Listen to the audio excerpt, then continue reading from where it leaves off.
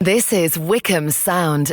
Good evening, everyone. My name's Dane Cobain, and you're listening to The Art Show on 106.6 FM Wycombe Sound. So this is the show where we listen to local music. We have a different guest on each week to talk about the arts and creativity and that sort of thing.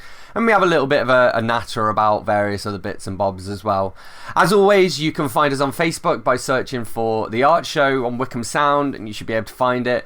You can also get in touch with me here at the studio on dane.cobain@wycombesound.org.uk. I particularly want to hear from you if you're a local artist, especially if you're a musician or a spoken word poet or anything like that, because we're trying to get what we can on air. So reach out to me for sure. So on this week's show, we're going to be talking to Oli Jacobs. Oli Jacobs is a former Wycombeite. He's currently living back down in Southampton, but used to live in Wycombe and was a barman at the Bellevue for a little while. He's an indie author I've known for quite a few years now, and he's got a number of books behind his belt. He's probably one of the most prolific indie authors I know, with at least, a dozen, 15, maybe 20 books out there. It's got a number of series as well, including the Kirk Sandblaster series, which are they're kind of Douglas Adams-y, Terry Pratchett-y, sort of space adventures with a nice little lick of humour to them as well. So yeah, we'll be catching up with Oli a little bit later on in the show. Obviously, the main thing over the last week or so is we've had some really incredible weather. I'm a little bit unfortunate because I live just off Desborough Avenue in a little sort of tiny flat, and I don't have a garden. I have a little bit of a porch and have a car park that currently has a mattress in it that appeared out of nowhere. So I guess I could go and sit on the mattress, but it's not quite the same. But I can imagine quite a lot of people have been enjoying the nice weather and sitting outside. I know my friend Dave has been able to go back out into his ilk shed so that he can do some recording, and I've been recording a bunch of stuff with him, actually, keeping myself busy too. I think one of the things I've been trying to get back into recently is getting back into walking. One of my friends is always telling me I should get outside more because, I'm a writer, so I spend half my time in front of a computer screen. I'm in front of a computer screen now while I'm doing this, But it's nice to get outside some more and get some vitamin D. I think it's vitamin D that you get from the sunlight, and a little bit of fresh air and stuff. So I've been trying to do a little bit more walking, and that also gives me a chance to do some other stuff. So I've been practicing my French on Duolingo, and I listen to a lot of audiobooks while I'm walking as well. There's a website called LibriVox that's worth checking out, and they're basically like a volunteer-run audiobook repository, I guess. They take books that are now out of copyright and in the public domain, and then they make audiobooks with an army of volunteers. It's all Creative Commons as well, which means like anybody can then take them and build upon them and stuff. And it's a great source if you're like looking to read the classics. So like all the Sherlock Holmes books are on there, Dracula, things like that. The only thing is you can tell quite a lot of the volunteers are learning to speak English as a second language, and recording these audiobooks as a way to gain confidence. But for me, I would say that's not really a problem. The only thing is maybe like with the Sherlock Holmes books, you'll have somebody say Mary LeBone instead of Marylebone or something like that. But as a general rule, the quality is pretty good, and you can't complain for free audiobooks, and they'll certainly keep you walking. While we're on the topic of audiobooks, I know I've done some readings over the last couple of shows from my detective novels. I actually have a novel called Formerly that's out, about a social networking site for the dead. Basically, it's a fictional social network where you sign up and you post updates, and they're hidden from the world until you die, and then they go public. So it's kind of like a journal that then becomes like your memorial. And I've recorded an audiobook of that, as well as a short story called, what was it called? A Stone's Throw, which is set in West Wycombe, and it follows the ghost story of little Suki, who was a barmaid at the George and Dragon. It's actually pretty cool because it's like a true ghost story. I wrote it for an anthology of, it's called Local Haunts, so local ghost stories, and so I tried to represent Wycombe there. So yeah, that's a short story called A Stone's Throw. It's set in West Wycombe. You can see the full thing on YouTube. It's on my YouTube channel. It's at Dane Reads. Give it a search and have a listen if you're looking for audiobooks. Now, the reason we got onto this topic in the first place is because I was talking about audiobooks can be a good sort of source of entertainment while you're walking, if you're trying to get out and enjoy some exercise in the nice weather. Obviously, doesn't work for everybody. I tend to walk up and down the big hill up towards Marlow as well, so I'm not sure that an audiobook's the best thing, because sometimes I need some fast-paced music to keep me going, But in each of these shows we play some local music, so perhaps you'll discover a new local musician to check out, and later on I'll be recommending an album, a TV show, and also a book to keep you entertained as well. Who knows, maybe you can get it as an audiobook. We're also going to be chatting to this week's guest in a little while as well. That'll be Oli Jacobs, who is an author who was based in High Wycombe for a little while, who's currently self-isolating down in Portsmouth, and we'll be chatting to him about his books, including the Kirk Sandblaster series, which are humorous space adventure stuff. As always as well, I'm still looking for music by local acts to play on the show. Kind of scraping the barrel a little bit here. So this is a band called Jettblack. They're actually no longer together, unfortunately, but they were based in High Wycombe. They're kind of like almost like an 80s metal band, I guess. I used to work with the brother of their singer, or possibly guitarist. It's been a while since I've listened to them, so I can't remember who does what in the band. But yeah, let's check them out. This is Disguisers.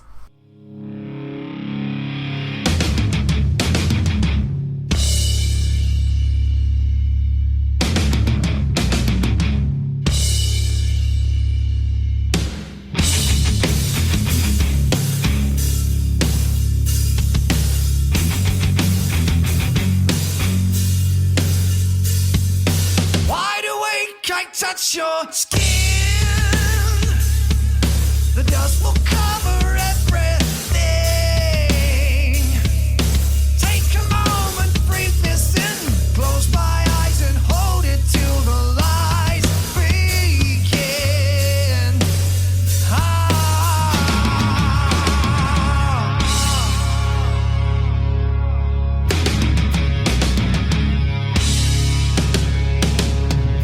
Hand in hand we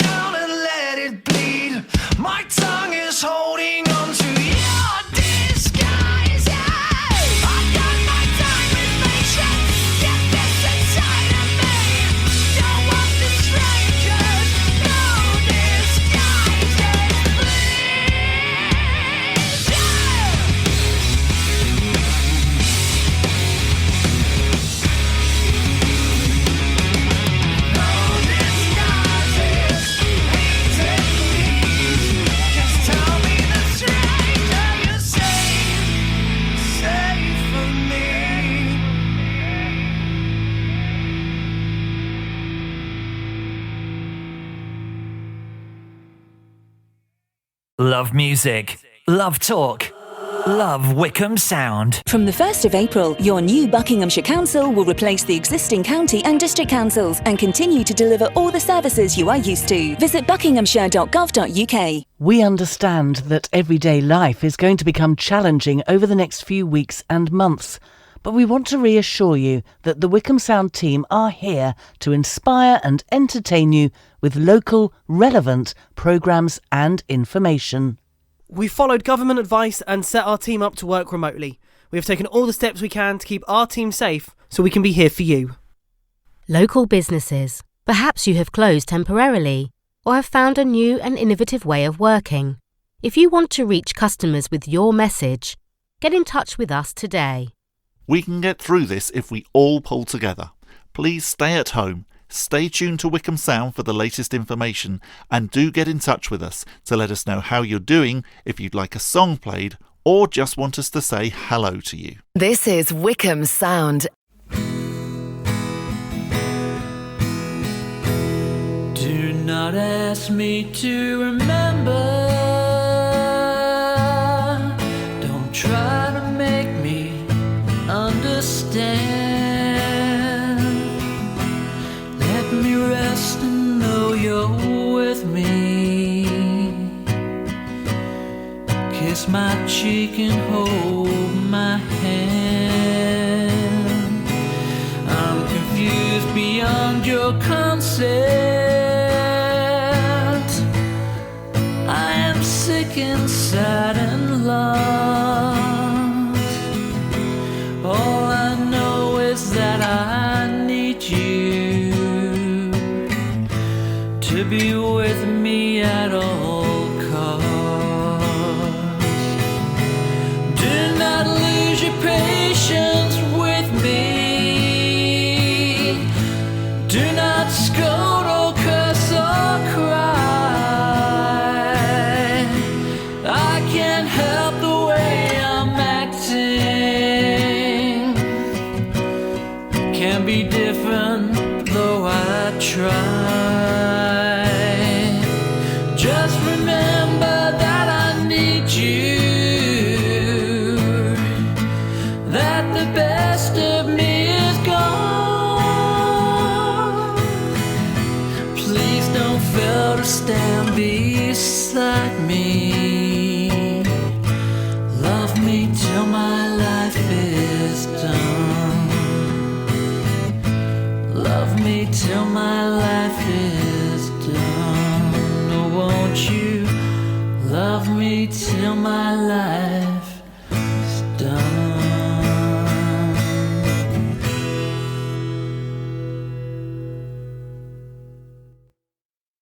That was Do Not Ask Me to Remember by Colin Upfield, and before that we had Disguises by Jettblack. My name's Dane Cobain, you're listening to The Art Show on 106.6 FM Wycombe Sound, and I'm joined by this week's guest, who is author Oli Jacobs. Oli's been a friend of mine for a good few years now, and I've read about a dozen of his books. I think I've probably read more of his books than anybody else, I guess, apart from maybe like his editors. He does have quite a few books out, so I still have a few more to get through as well. So over to Oli. Right, so the first question I've been asking people has become like the running first question, which is what book are you currently reading? Here we are, Reasons to Stay Alive by Matt Haig. Right, yeah. It was actually prescribed to me by my doctor. They were kind of like, look, you should read this book. I think it will help you because I suffer from like depression, anxiety, and various disorders. Mm-hmm. And I actually, around about the same time, the Big Green Bookshop, or Big Green Books as they're known on Twitter, were kind of giving copies to people because just to kind of help promote good mental health. Mm-hmm. So, I mean, their promotion had ended, but obviously I'm quite get on well with them, and I kind of messaged them and said, look, I know you were doing the giveaway to people who wanted it, but I missed it out. How much is it? And then they just sent it to me. Oh, see. And so I'm kind of halfway through at the moment. Obviously, with our lovely pandemic conditions at the moment, my attention span isn't isn't great. So, I mean, with books, I will either read one over 6-7 months to a year, or I'll consume it within a day or a week. Mm-hmm. So, with this one, like I said, I'm about halfway through at the moment. In fact, I probably should finish this soon. So, and then I've got my massive to-read pile in front of me. Excellent. Roughly how many books would you say are on there? A lot. Let's say about 30, 40. So I think most people have, I know most avid readers have hundreds. Actually, that's not including the ones on my Kindle. So yeah, there's probably about 50, 60 books. I would say actually that sounds about right, because most people I know, they'll have the same thing where they'll have a bunch of unread ones on the Kindle, especially because obviously, like, you know, all the classics are out of copyright, so you can get them for free, and then there are, you know, so many indie authors out there who have either got super cheap ebooks or free ebooks and discounts and definitely. whatnot.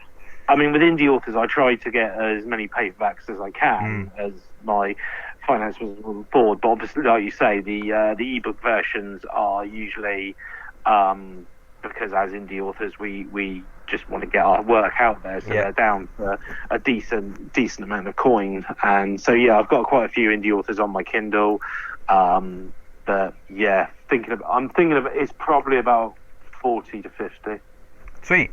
And so you mentioned mental health earlier, and that's something I was hoping to talk about if you're comfortable with it. So absolutely. So I was wondering if you could tell us a little bit about your story and talk about your story with mental health and how you think, if it is at all related back to your writing, whether the two are sort of symbiotic in any way. I would definitely say they are symbiotic. I mean, my mental health story starts when I was, when I was a teenager with the whole puberty thing. I mean, my dad died. My dad actually committed suicide when I was very, very young. I was 10 years old.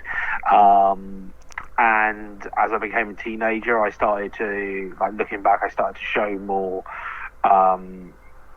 more symptoms of mental health, like swings between manic behavior and incredible low mood, and that low mood would then result in feeling like thoughts of suicide. And few years, I would say, I've started to get a better handle on it. So always had depression, which was diagnosed in 2012 or 2013 as clinical depression, which then a couple of years later they added anxiety, like an anxiety disorder onto it. Recently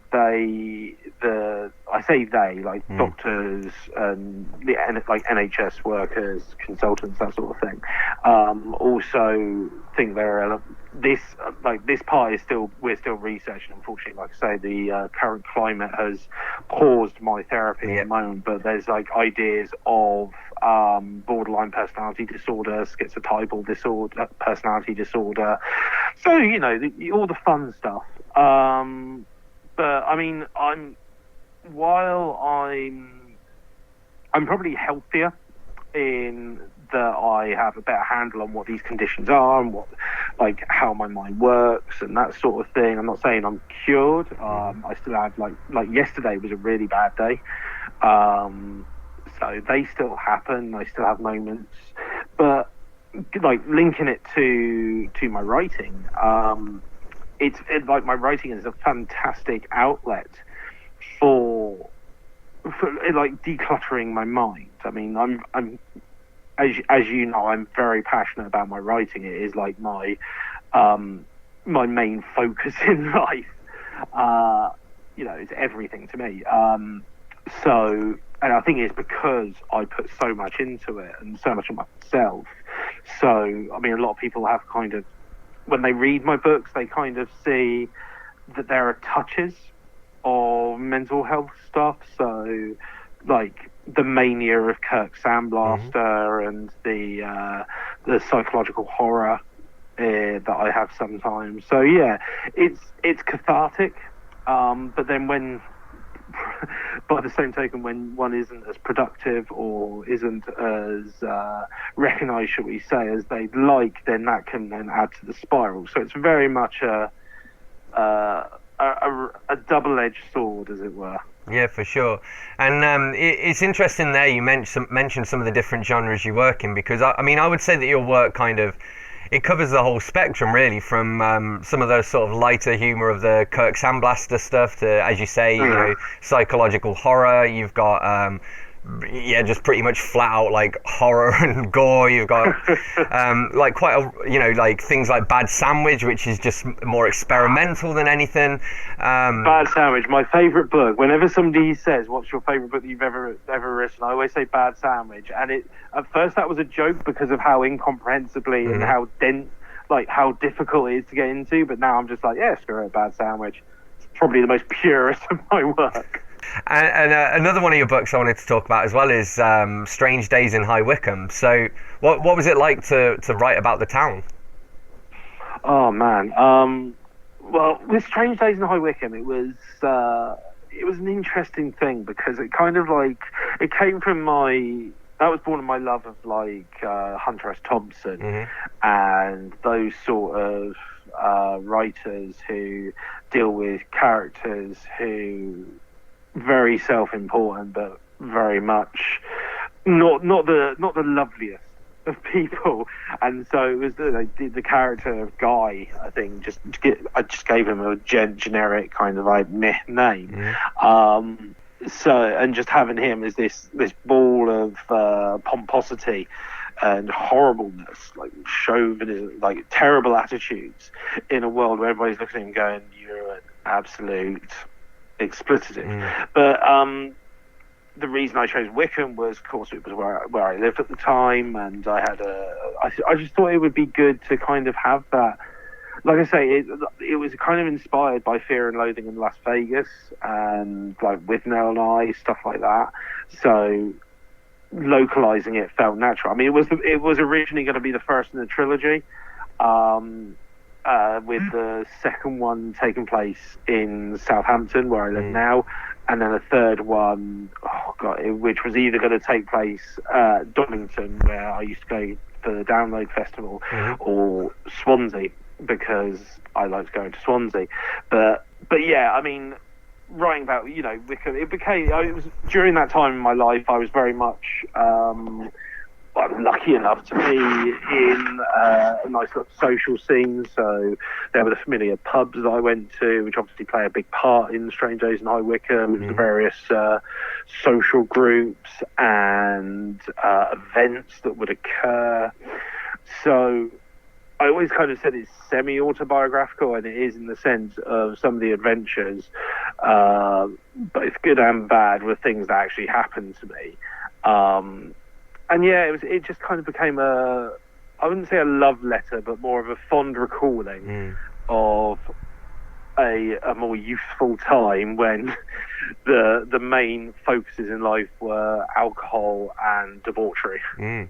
It's funny how like different books can feel like a sort of a snapshot into the time they're written. I mean, are there any of yours in particular that stand out, and you look at them and you think, you know, you instantly get taken back to where you were at that time? Oh, well, I mean, Strange Days in High Wycombe is the absolute one. I would say that defines a time in my life. Defines a, like I say, I can just look at the book itself, and I'm reminded of that period. Like I say, when I was drinking, cavorting, and generally doing young person stuff, as it were. I mean, everything else is just it kind of, like my earlier work, like for Sunshine and Lollipops, the first film it cuts, Bad Sandwich, first Kirk Sandblaster. It does evoke a period of time where I was of a certain mentality and a certain writing level and stuff like that. I mean, there are books that I've written that I've not released that are also very much snapshots of when I was a younger writer. Yeah. I still may release it, I don't know. But Yeah, sorry. In answer to the question, probably Strange Days in High Wycombe is the one that encapsulates a moment in time for me, for how it relates to me. You're listening to The Art Show on 106.6 FM Wycombe Sound. My name's Dane Cobain. I'm here in conversation with Oli Jacobs, and this is Morell with Where You Been.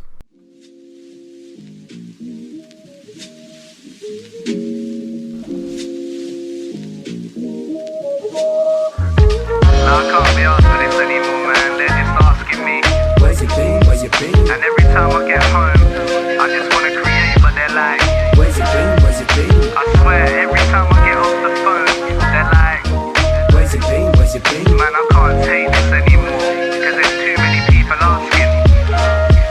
Anybody you truly miss me, I've been on a hiatus. I had to go back to the basics, right back to where it started. Studying legends like Marley or Marvin, looking at every detail, need to know how it was crafted. Came home from work, I switched on my computer, wrote down some words. I dig deeper but I'm still in search. I feel like an AK that's ready to burst. It's been 6 years since I went to church, what's it worth?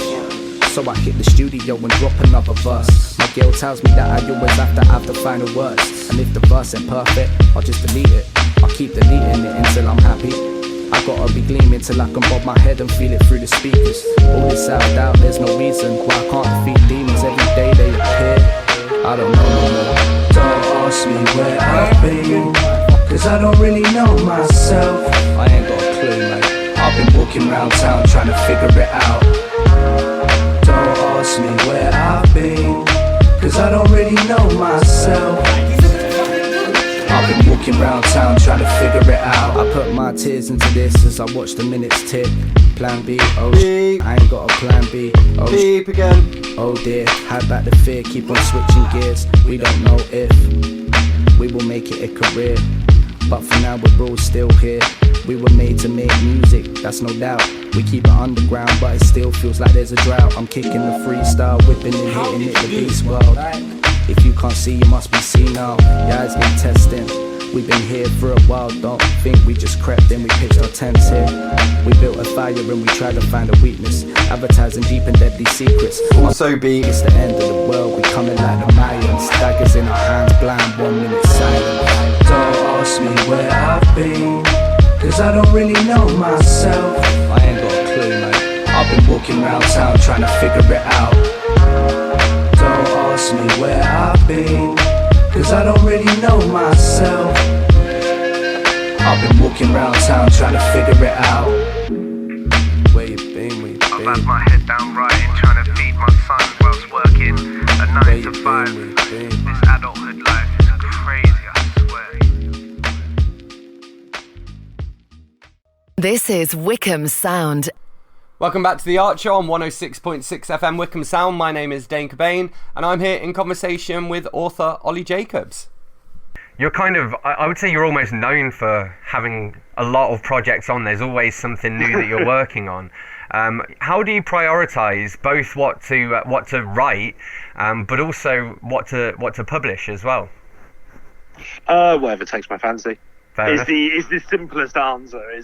There's no great. I think people who have interesting writers, who aren't necessarily, let's say, writers themselves, but have interest in writers and the whole, let's say, bohemian look of what a writer is, think there's some grand idea of kind of like, this is the book I'm going to write, or this is the book I'm going to bestow upon the public.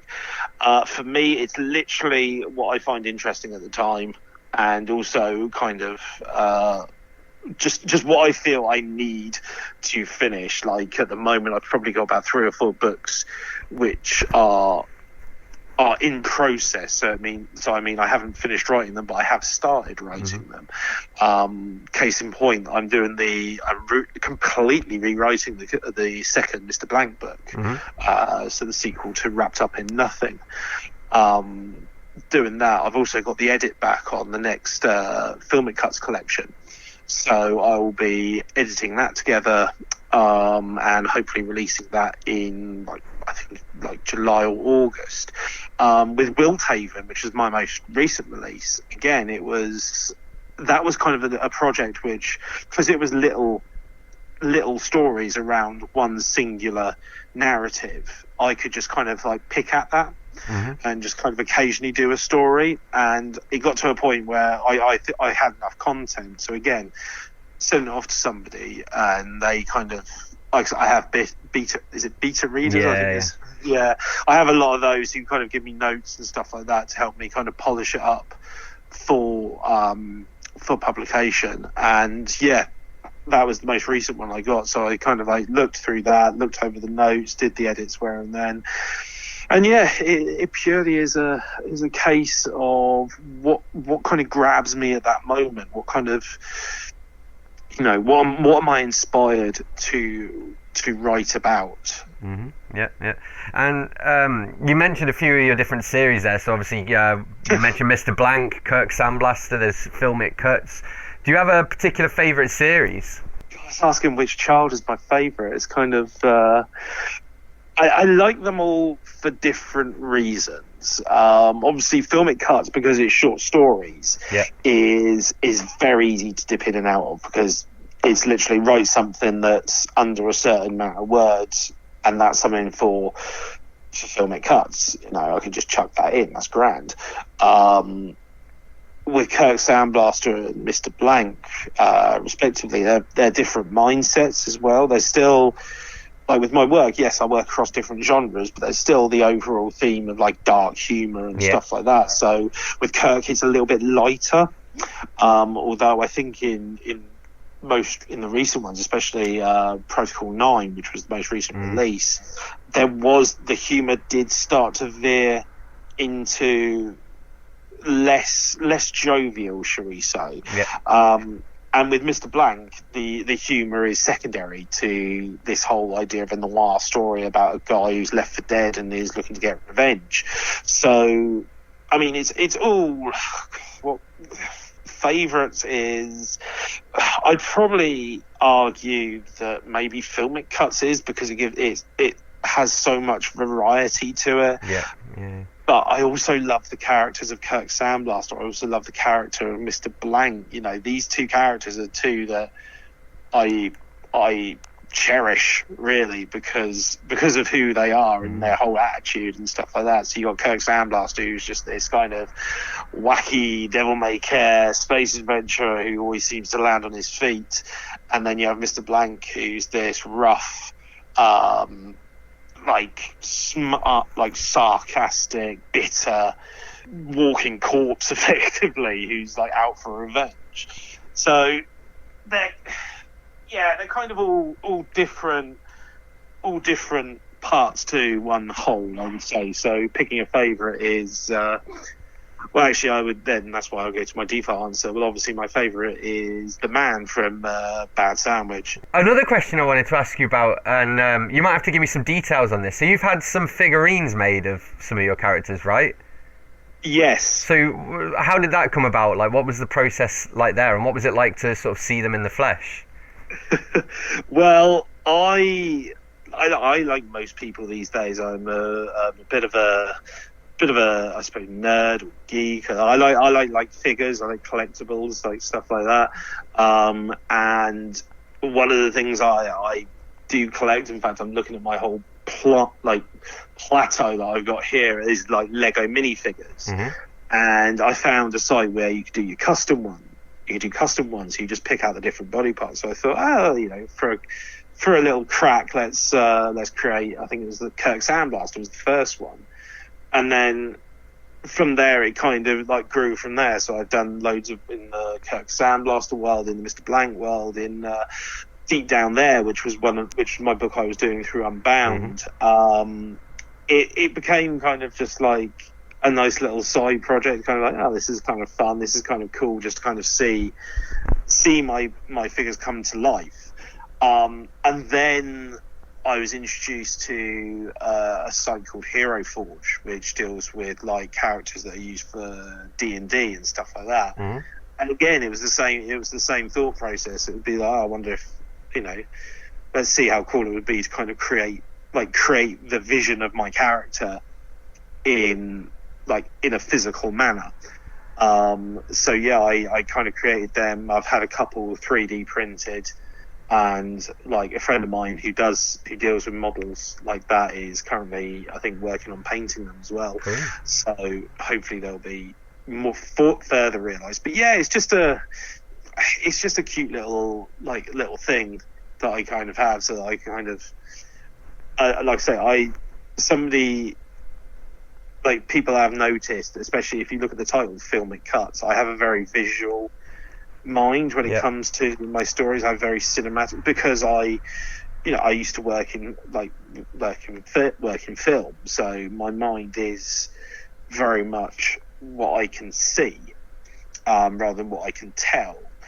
So it's interesting when I give people like the character of Kirk Soundblast or Mr. Blank or whatever, and kind of just give them the base proponents of what the character looks like, and like from my work, and then they draw it, and it's like that's exactly how I see it in my mind. So I don't know whether that kind of is due to a very good descriptive style on my part, but yeah, it's just a nice little thing, it's kind of it doesn't, like I say, it doesn't break the bank. It looks cool, and it's a nice little reference for oneself. I mean, that's that last point there. I was going to say, do you think it's helped you to get to know the characters a bit better? Has it sort of brought them alive a little bit?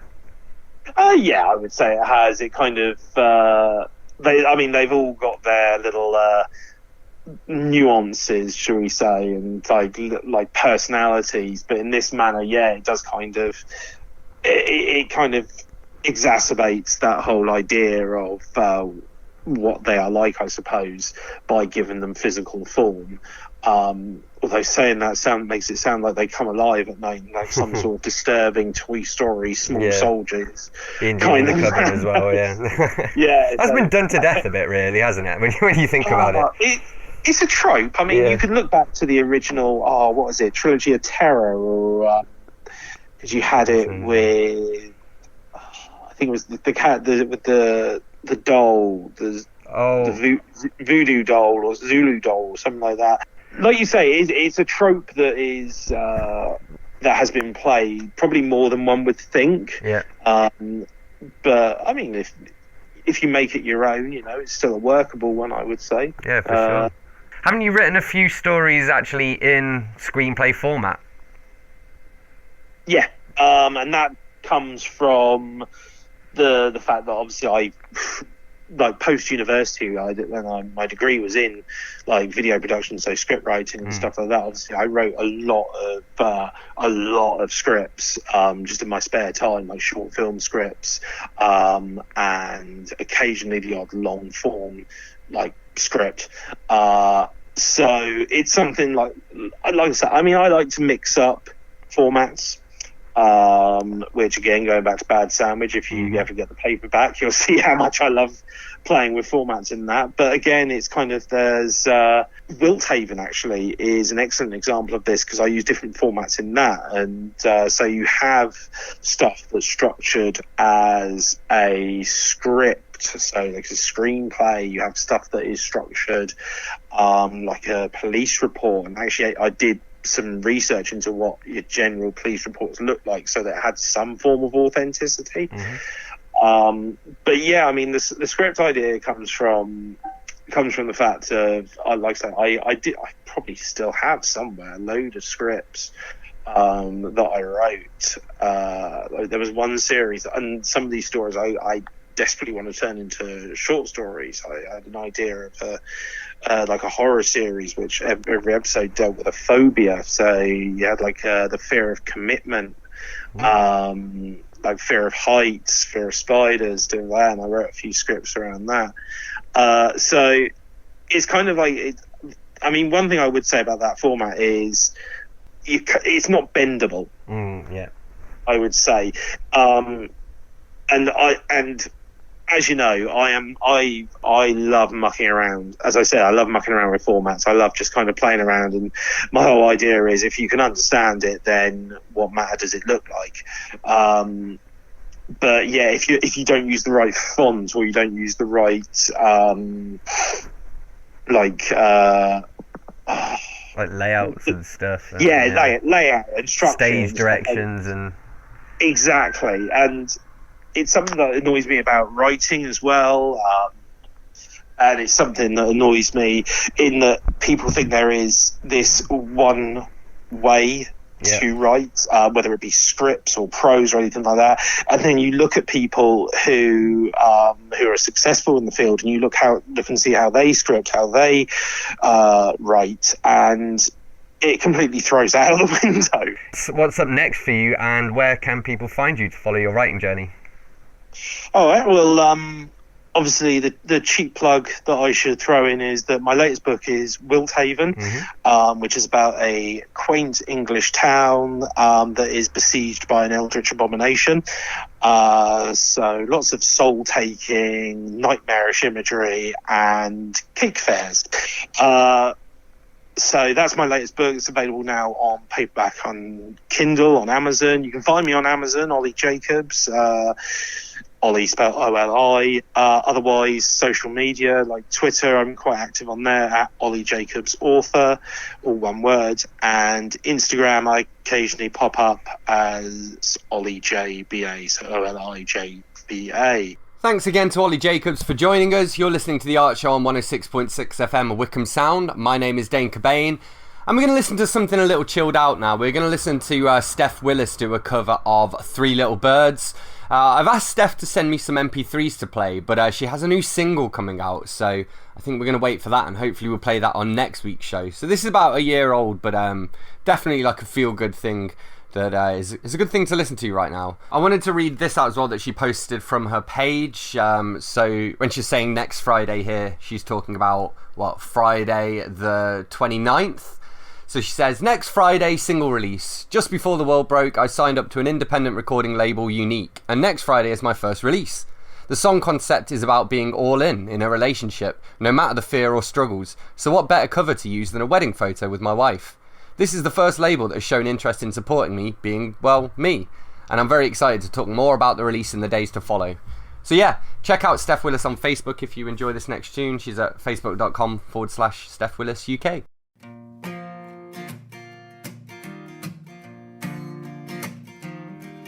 Don't worry about a thing, 'cause every little thing is gonna be alright.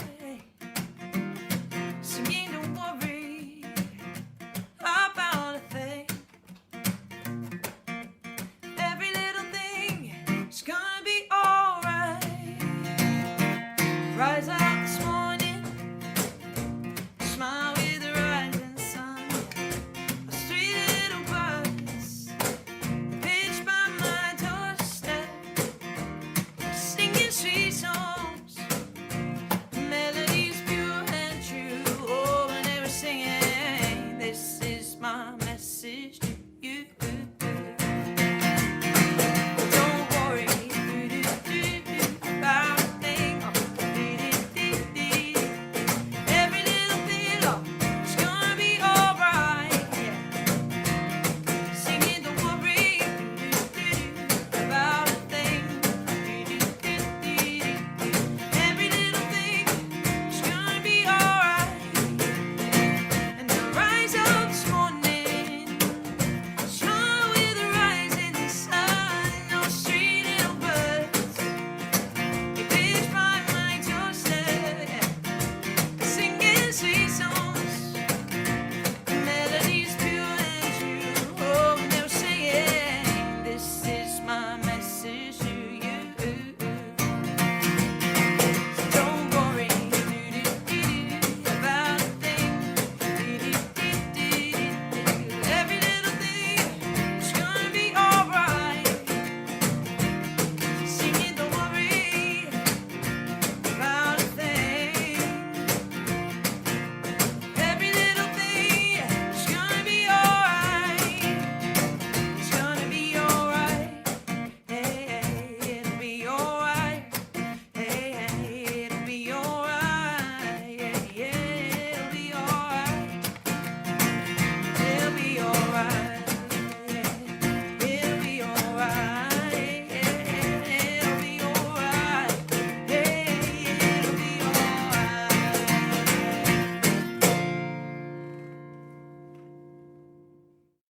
Love music, love talk, Love Wycombe Sound. Happy London Press and Wycombe Sound present High 2020, the short story competition. If you've had the ideas but never written them up, if you have a sheaf of them ready to send off, or if you've never tried but would like to have a go, this competition is for you. You could find yourself in print and on the radio. Entry forms at high2020.co.uk. That's hi2020.co.uk. Don't put it off. Get those short story muscles in trim and get writing. Saturday evenings from 10. Keep the frequency clear.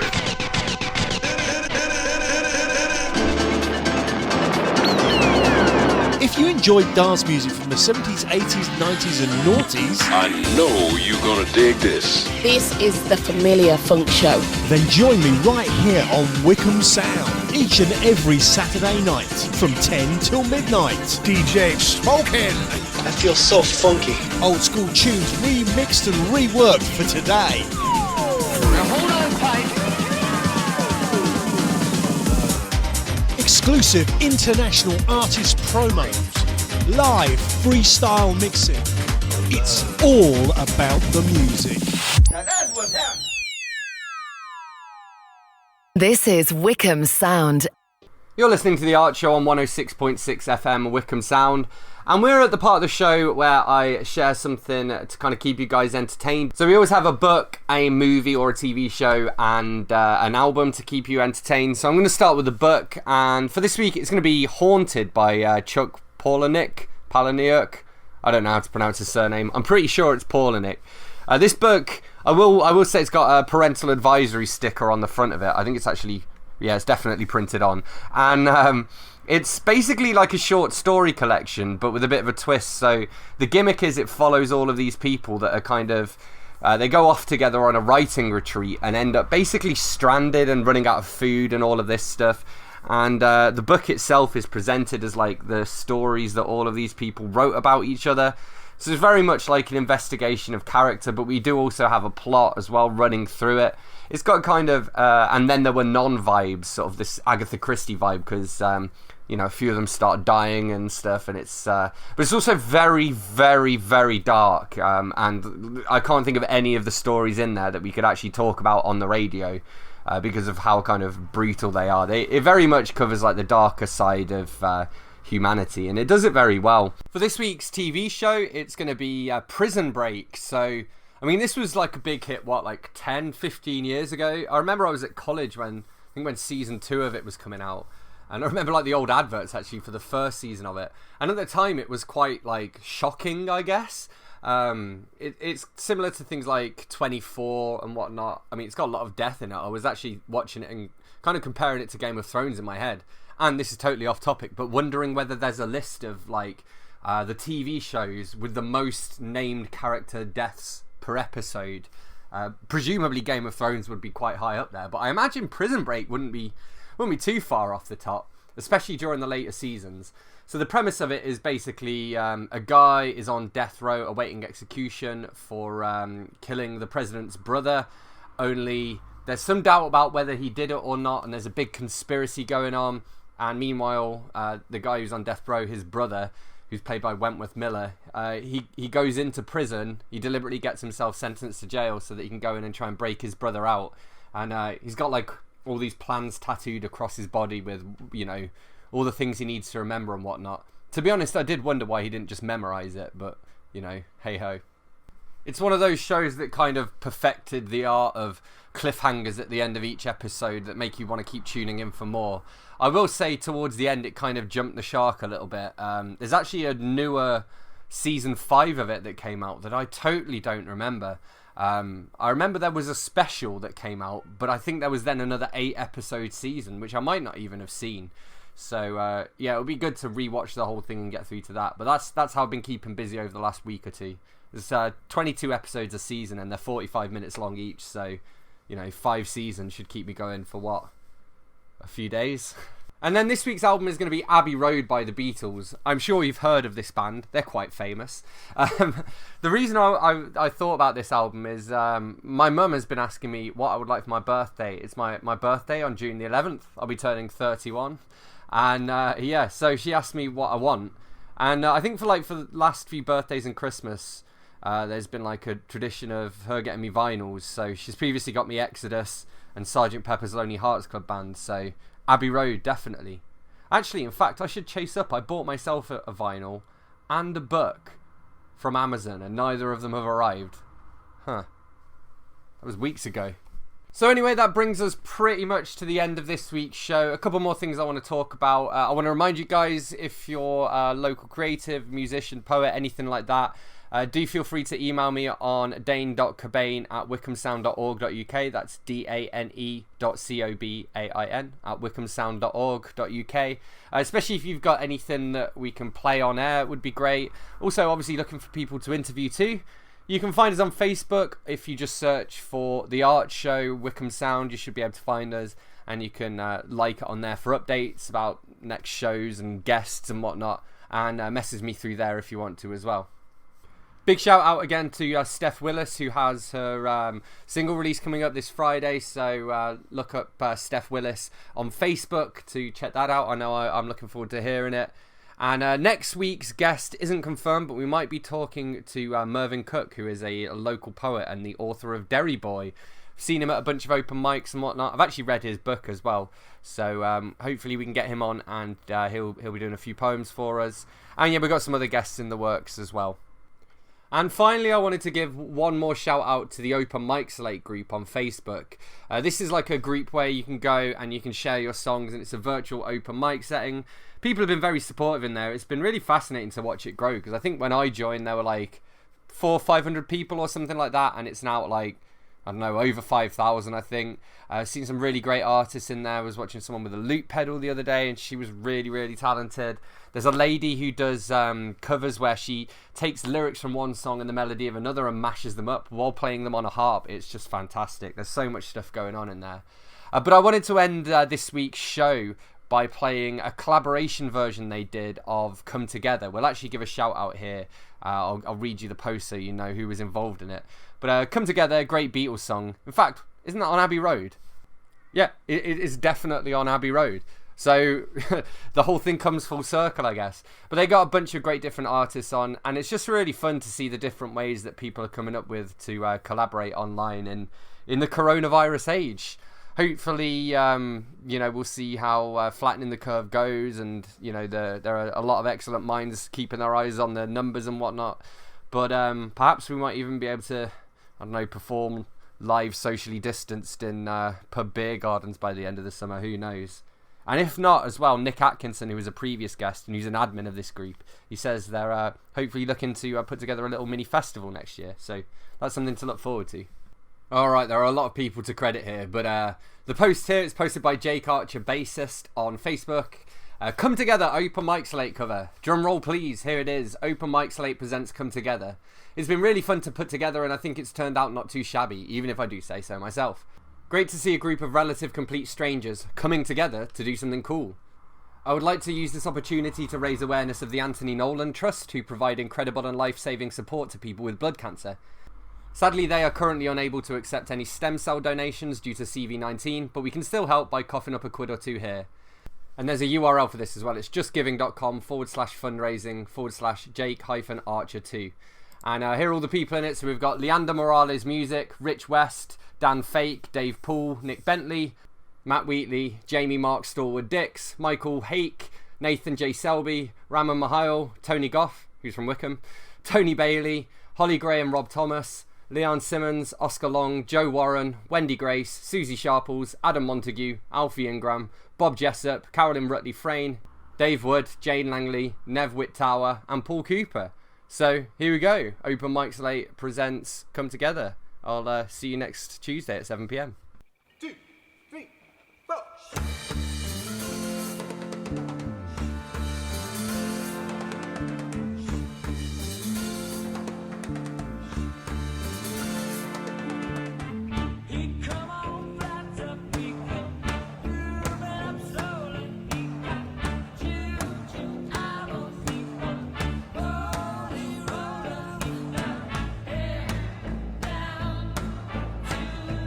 See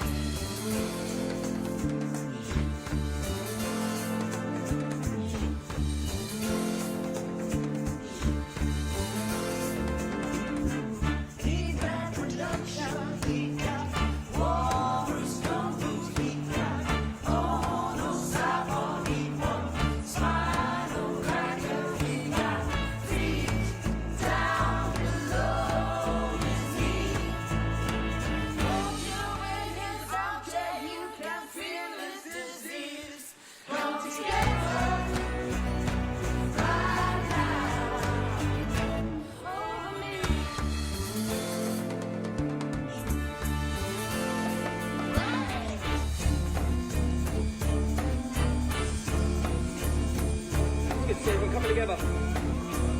God bless the NHS.